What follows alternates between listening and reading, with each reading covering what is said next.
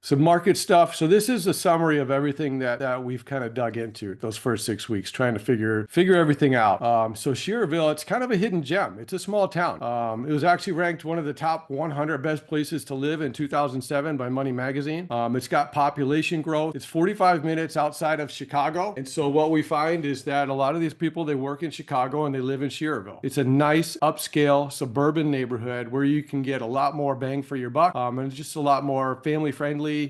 People that want to work in Chicago but don't want to live there. The rental market is strong out there. Vacancy rates are low, and it's not really on the radar. There's not a lot of construction or new supply or anything like that. It's limited, high demand, limited supply, and it's not like a big town where we've got developers coming in building a whole bunch of stuff. Economic drivers in the area. There's a big manufacturing firm there, and then Franciscan Health. Those are the two big local economic drivers. But like I said, a lot of it's coming from Chicago.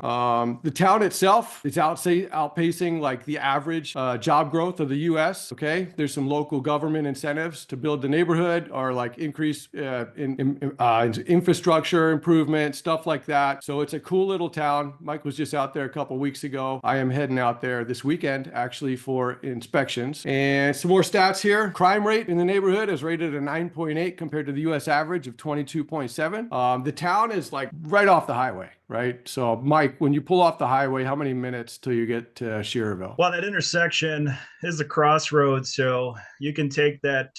It's US 41. You can take that north and really get closer to Chicago. You can take US 30 straight into Illinois. It's probably 10 to 15 minutes, and now you're in Illinois. So you get a lot of crossover there in that market. So those folks in Chicago definitely don't want to pay the high taxes, but want to make the big bucks. So they'll prefer to live right there in Cherville and commute right into Chicago. It's a 45-minute drive, so it's great. Yeah, cool. All right, some cool trends that we saw for the area. Last 10 years, home values increased, an average of 5.5%, okay, per year. Pretty good stat. It's what we would expect, actually better than what I expected. This town, Midwest market is considered a linear market. So if you're in Phoenix, like I am, Phoenix is considered a hybrid market, all right? And so Phoenix might be a little bit more dynamic in terms of appreciation, maybe a little bit more upside and some more downside, right, in the bad times. Cash flow is not going to be as strong. In this market, I would expect higher cash flow and maybe a little bit less appreciation. But 5.5% over the last 10 years is a solid number. And I'll tell you, we're planning for less than that in the next 6 years. What else? The average household income out there is $81,000. So like mentioned, it's an affluent area. He called me when he was out there a couple weeks ago, and he's like, Pete, there's Mercedes. I saw a Lambo. There's people out there are doing well. They've got big houses, and it's a good cost of living. Property taxes in Shearville are 28% lower than the national average. And out there's not really any major natural disasters. It's not in Florida with the hurricanes, or it's not a fire zone. So the insurance rates are, what you would expect, fairly reasonable. Median housing values out there for a home is $349 and a condo value is $335. Price per unit we're buying this at $229. Mike, you got a call from somebody recently out there, from a broker, right? Yes, I did. Yeah, when we locked up the property,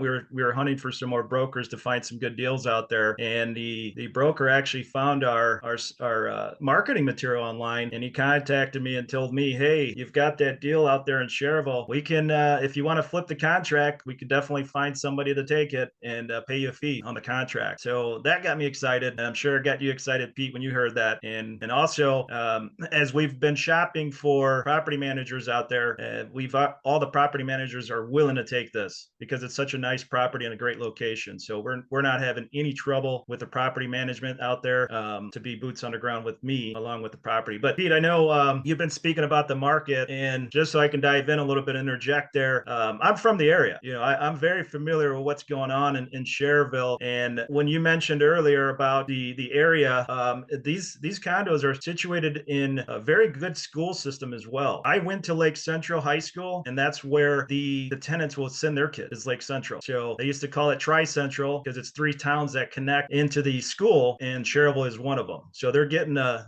great deal with a great school, great education. I had a class my senior year, my freshman year, around over 3,000 kids. So it's a very large school, and most kids want to be at Lake Central for the education, and that's a great deal that they're getting out there with those condos. And not to mention, when you look at the drivers that are there in Indiana, it's it's mostly blue collar. At least that's what I grew up. The folks were going to middle, and ArcelorMittal, the steel company that's out there. Most of the guys work out there. The BP oil plant, a refinery. A lot of guys are working out there and have done 40 years or more in that sector. So the guys are giving their lives for those industries. And same with the Franciscan Health Hospital. That's just around the corner. So these are major employers that are continuing to hire and keep that and retain those workers in the area. So we're not going to have any trouble with that growth or that stability. Yeah. Thank you for adding that color, Mike. Low unemployment rate, 5.9%. It's a blue collar town, stable market, everything you might expect. And everything is really checking out super nice.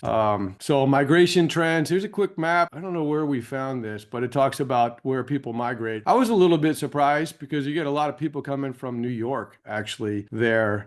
Peoria, St. Louis.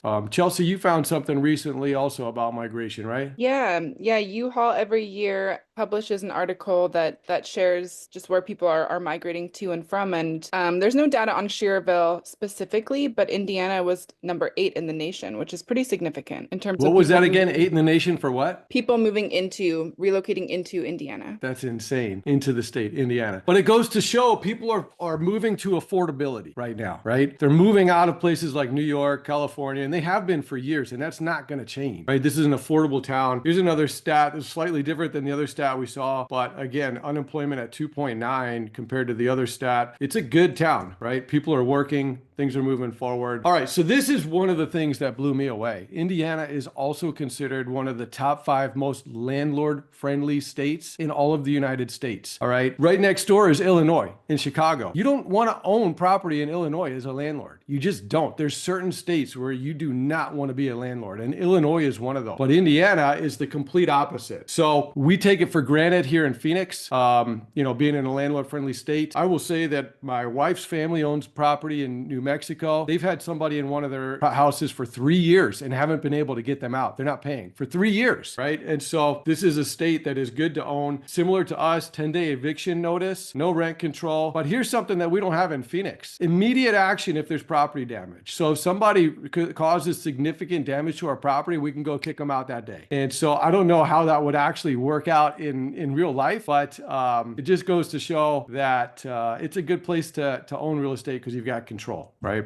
So market stats, renter occupied units account for 20% of the housing stock compared to the national average of 30%. What this means is there's good occupancy, balanced rental demand, supports steady income, right? So all the numbers just are reflecting positive amounts. Low property taxes. Not only is it landlord friendly, you've got low property taxes, which, what is it? The 8th lowest in the country. And then you've got reasonable insurance rates. I couldn't find a stat on where that fits, but I know that it's not anything outrageous, right? So it's all checking off these boxes. Is this an area, a state, and a regional area that makes sense to own income property in general? Here's some additional info that I found on ChatGPT, and I'm not going to go too far in depth, but when you're reviewing everything on your own after this, if you want, feel free to check this out. It talks about some historical trends, current trends, and future projections, all aligning with every